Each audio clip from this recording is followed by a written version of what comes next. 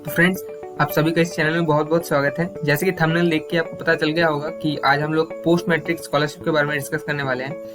तो चलिए फ्रेंड्स, देख लेते हैं। मैं आपको इस पीडीएफ के माध्यम से बताने वाला हूँ कि इसका क्राइटेरिया क्या क्या है और कैसे आपको ये स्कॉलरशिप मिलेगा और कितना अमाउंट आपको मिलेगा इस स्कॉलरशिप के माध्यम से।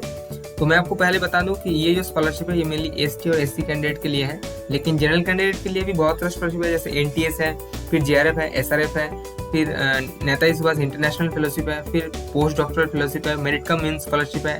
ऐसे बहुत सारा स्कॉलरशिप है जिसके बारे में मैं आपको बताऊंगा आगे आने वाले वीडियो में। तो अगर आप इस चैनल में नए हैं तो सब्सक्राइब कर लीजिए ताकि आगे आने वाले वीडियो का नोटिफिकेशन आप तक पहले पहुंच सके। तो दोस्तों, जैसे पहले मैं आपको बता चुका हूँ कि ये जो स्कॉलरशिप है पोस्ट मैट्रिक स्कॉलरशिप, जैसे आप यहाँ पे देख सकते हैं, वो मेनली एससी और एसटी कैंडिडेट के लिए ही है। तो इसके लिए जो क्राइटेरिया है वो है कि अगर आप यहाँ पे जो जैसे देख सकते हैं कि अगर आप बैचलर डिग्री एडमिशन लेते हैं, जो कोर्स है, जैसे बीएससी एग्रीकल्चर में, वेटनरी साइंस में, एग्रीकल्चर इंजीनियरिंग में, होम साइंस में, फिशरीज साइंस में और फॉरेस्ट्री में अगर आप एडमिशन लेते हैं तो ही आपको ये स्कॉलरशिप दिया जाएगा। दोस्तों, हम लोग एलिजिबिलिटी की अगर बात करें तो आप यहाँ पे देख सकते हैं कि इसका जो क्राइटेरिया है, आप एलिजिबल तभी होते हैं जब आप पहला जो क्राइटेरिया मैं आपको पहले बता चुका हूँ कि अगर आपको एससी और एसटी कैटेगरी का होना चाहिए और आपको किसी भी एग्रीकल्चर यूनिवर्सिटी में एडमिशन लेना होगा। जो यहाँ पे मैंने पहले बता चुका हूँ कि ये जो कोर्स है, इस कोर्स में आप एडमिशन लेते हैं तो ही आपको ये स्कॉलरशिप दिया जाएगा। दोस्तों, अगर इसका अमाउंट की बात करें तो इसमें आपको 300 रुपया पर महीने के हिसाब से दिया जाता है और आपको पर ईयर 750 रुपया करके दिया जाता है। जितना ड्यूरेशन का कोर्स है तब तक दिया जाता है। जैसे कि यहाँ पे आप देख सकते हैं, ड्यूरेशन की अगर बात करें तो आप कोई भी कोर्स, जो भी कोर्स में एडमिशन लेते हैं, वो कोर्स जितना ड्यूरेशन का है उतना ड्यूरेशन तक ही आपको ये स्कॉलरशिप दिया जाता है। जैसे कि आज बीएससी एग्रीकल्चर में एडमिशन लेते हैं तो 4 से 4 साल का कोर्स होता है, तो उसमें 4 साल आपको ये स्कॉलरशिप दिया जाएगा। अगर आप वेटनरी में एडमिशन लेते हैं तो 5.5 साल कोर्स होता है, तो उसमें 5.5 साल आपको ये स्कॉलरशिप दिया जाएगा। तो यहाँ पे ड्यूरेशन उतना ड्यूरेशन का होता है, कोर्स का ड्यूरेशन जितना होगा स्कॉलरशिप का ड्यूरेशन वही होगा।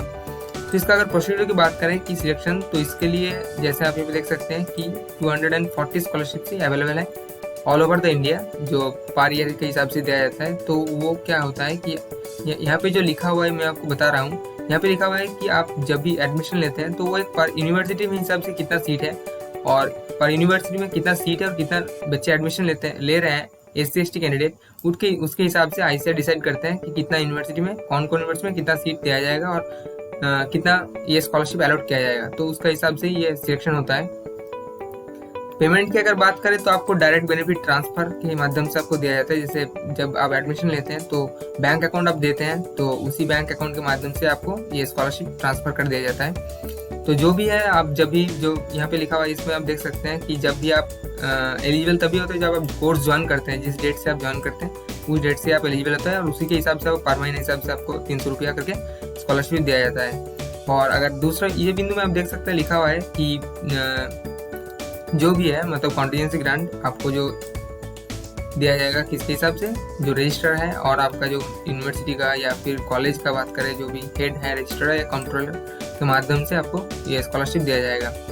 ये बिंदु में आप देख सकते हैं कि स्कॉलरशिप कब आप मतलब छुट्टी में है या फिर आपका कोई लीव ले हैं तभी आपको मिल सकता है। कि ऐसा क्राइटेरिया नहीं है, लेकिन कुछ कंडीशन में आपको ये लीव दिया जाता है। जैसे कि आप यहाँ पे देख सकते हैं कि आप लीव ले सकते हैं, लेकिन मैक्सिमम वो मेडिकल लीव 2 महीने तक अगर आप लेते हैं तो आपको फुल जो स्कॉलरशिप है 300 रुपया वो टोटली दिया जाएगा। लेकिन ये 2 महीने तक अगर है आप लीव लेते हैं मेडिकल सर्टिफिकेट के दिखा करके, तो आपको ये दिया जाता है। इस बिंदु में आप देख सकते हैं कि अगर आप 2 महीने से ज़्यादा अगर आप लीव ले लेते हैं तो 2 महीने तक, पहला 2 महीने तो आपको फुल स्कॉलरशिप दिया जाएगा। जैसे यहाँ पर देख सकते हैं कि first 2 month scholarship will be paid on the full rate.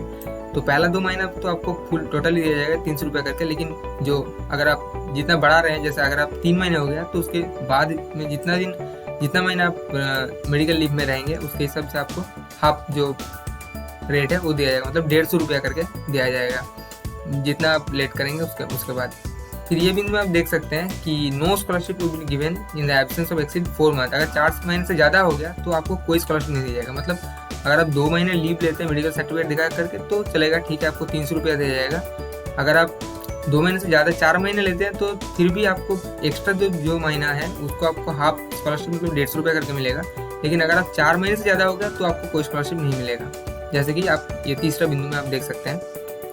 अगर आप बात करें कि अगर कोई शादीशुदा लड़की है तो उनके लिए क्या है कि उनके लिए तो 3 महीने तक लीव 3 महीने तक उनको छुट्टी दिया जा सकता है। मतलब 3 महीने तक जो है उनको छुट्टी में रह कर भी उनको स्कॉलरशिप मिल जाएगा, जैसे अगर देख सकते हैं। लेकिन 3 महीने से ज़्यादा होगा तो स्कॉलरशिप नहीं मिलेगा, जैसे कि आप यहाँ पे देख सकते हैं। फिर 5वें बिंदु की बात करें तो यहाँ पे देख सकते हैं कि जो भी हेड ऑफ द मतलब जो आपका कॉलेज का यूनिवर्सिटी का जो भी हेड है वो हो सकता है डीन हो सकता है, रजिस्ट्रार हो सकता है, प्रिंसिपल हो सकता है। तो उनके हिसाब उनको जो है वही रिस्पॉन्सिबल है वो आपको मतलब स्कॉलरशिप प्रोवाइड करने में, क्योंकि जो भी आपका एकेडमिक अचीवमेंट है, एकेडमिक क्वालिफिकेशन आपको मेंटेन रखना पड़ेगा तभी आपको ये स्कॉलरशिप मिलेगा।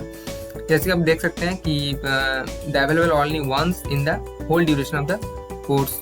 तो जैसे देख सकते हैं कि और मतलब कि आपको टोटल ड्यूरेशन में परमानेंट के हिसाब से तो मिलेगा, लेकिन आप और कोई स्कॉलरशिप अवेल नहीं कर सकते हैं, ठीक है ना। कि आप ये स्कॉलरशिप ले रहे हैं तो और कोई सेंट्रल या स्टेट गवर्नमेंट का जो भी स्कॉलरशिप है आप नहीं ले सकते हैं, ठीक है। और आप देख सकते हैं यहाँ पे कि जो भी स्टूडेंट है, जैसे यहाँ पे satisfactory progress expected by the university, मतलब आपका जो एकेडमिक अचीवमेंट है, एकेडमिक जो क्वालिफिकेशन है वो आपको सही रखना पड़ेगा। जैसे एनटीएस के केस में हम लोग देखते हैं कि जो जनरल कैटेगरी है उन लोगों से 7 OGP मेंटेन रखना पड़ता है, और जो ओबीसी या SC ST है उन लोगों के लिए 6.5 मेंटेन रखना पड़ता है। तो ऐसे केस में यहाँ पे भी ऐसा ही है। और अगर बात करें कि जैसे एकेडमिक प्रोफेशन में अगर आप हैं, मतलब CP जैसे होता है कॉन्ट्रैक्ट प्रोफेशन, ऐसे SP होता है स्कॉलरशिप प्रोफेशन, तो ऐसे एकेडमिक प्रोफेशन में अगर आप हैं तो आपको कोई स्कॉलरशिप नहीं दिया जाता है, ठीक है ना। तो यहाँ पे जैसे लिखा हुआ है, मतलब अगर आप एक बार पहले बार एकेडमिक प्रोफेशन में है तो आपको हाफ जो है मतलब 150 रुपये पर महीने के हिसाब से दिया जाएगा। लेकिन अगर आप ये दोबारा अगर होता है आपका, मतलब if the student goes on the academic profession for the second time during the course period you will not receive any scholarship. मतलब अगर आप दोबारा अगर आपको एकेडमिक जो प्रोफेशन आपको मिलता है तो आपको कोई स्कॉलरशिप नहीं मिलता है यहाँ पे, ठीक है ना। तो मतलब आप अगर एक बार कॉन्ट्रैक्ट प्रोफेशन में होता है या फिर एकेडमिक प्रोफेशन में होता है तो पहला बार तो आपको मिल जाता है, लेकिन हाफ रेट के हिसाब से, लेकिन दूसरा बार आपको कोई स्कॉलरशिप नहीं मिलता है।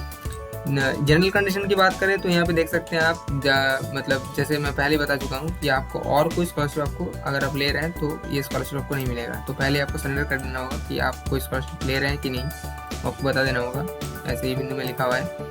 और ये देख सकते हैं टर्मिनेशन, मतलब कब आपको स्कॉलरशिप खत्म हो जाएगा। जैसे अगर आप कोर्स जब ड्यूरेशन खत्म हो जाएगा वो तो नॉर्मली खत्म हो ही जाता है, तो यहाँ पे वही लिखा हुआ है कि नॉर्मल अगर आप मतलब जब भी कोर्स खत्म करते हैं तो आपको खत्म हो जाता है, वो एक है, ठीक है ना।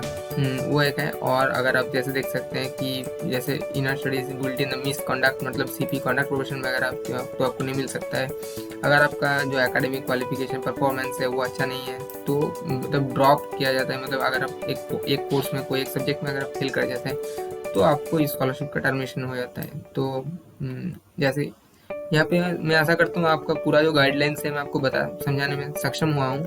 तो अगर आपको कुछ चीज़ समझ नहीं आया है तो आप पूछ सकते हैं कमेंट सेक्शन में, मैं ज़रूर रिस्पॉन्स करूँगा। Thank you.